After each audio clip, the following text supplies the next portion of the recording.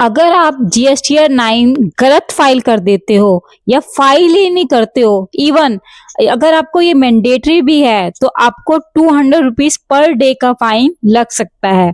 और सबसे बड़ी बात है, बहुत सारे ऐसे टैक्स पेयर होते हैं जिन्हें जीएसटीआर 9 सबको भरनी होती है। उनको लगता है कि जीएसटी 9 सबको भरनी है, लेकिन ऐसा सच नहीं है। इस वीडियो में मैं आपको बताऊंगी जीएसटीआर 9 किस किस को मैंडेटरी है, कौन एग्जेम्प्टेड है और किस केस में आपको पेनल्टी लग सकती है। तो वीडियो को एंड तक जरूर देखिए, वरना आपको भी पेनल्टी लग सकती है। नमस्ते दोस्तों, welcome to our channel tax guide. और आज हम बात करने वाले हैं जीएसटीआर की एनुअल रिटर्न के बारे में। जीएसटीआर 9 के पूरे रूल के बारे में हम बिना टाइम वेस्ट किए शुरू करते हैं।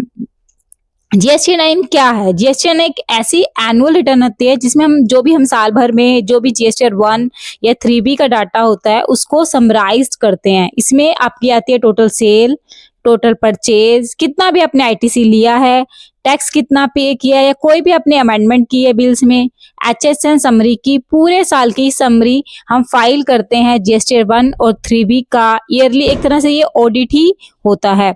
जीएसटीआर 9 अब बात करते हैं कि किनको मैंडेटरी है।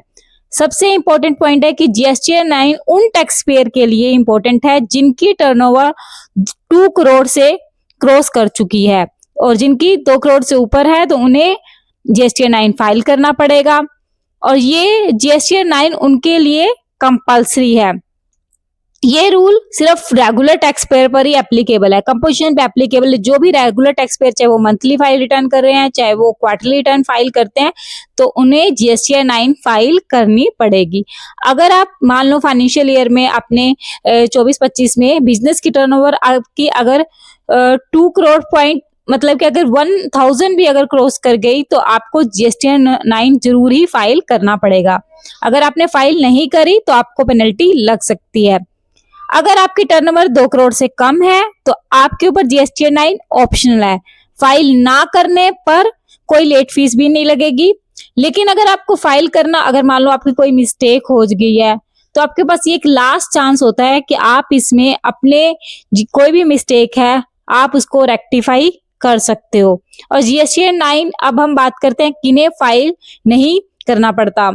जो भी डीलर है, कंपोजिशन डीलर है जीएसटीआर 4 वाले, उन्हें कोई भी जीएसटीआर 9 फाइल करने की रिक्वायरमेंट नहीं है। चाहे वो कैजुअल टैक्स पेयर है, नॉन रेजिडेंट है, इनपुट सर्विस डिस्ट्रीब्यूटर है, टीडीएस के डिडक्टर हैं, टीसीएस कलेक्टर हैं, तो उन्हें जीएसटीआर 9 फाइल नहीं करनी पड़ती।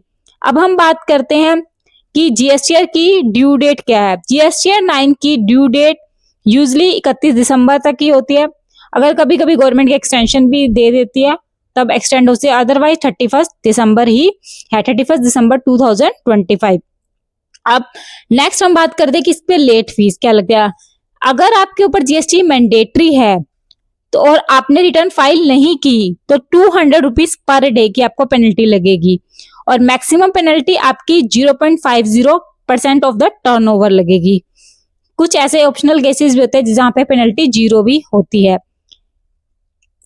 अब हम बात करते हैं कि इसमें जीएसटीआर 9 में क्या, हम जब भी रिटर्न फाइल करते हैं उसमें क्या क्या होता है। आउटवर्ड सप्लाई की समरी होगी, इनवर्ड सप्लाई की समरी होगी, आईटीसी की डिटेल होगी, जो भी टैक्स पेड, अमेंडमेंट, रिफंड, ये सब कुछ इसमें हम जो भी साल भर का पूरा कंप्लायंस एक तरह से एक आपकी पूरी ऑडिट ही होती है।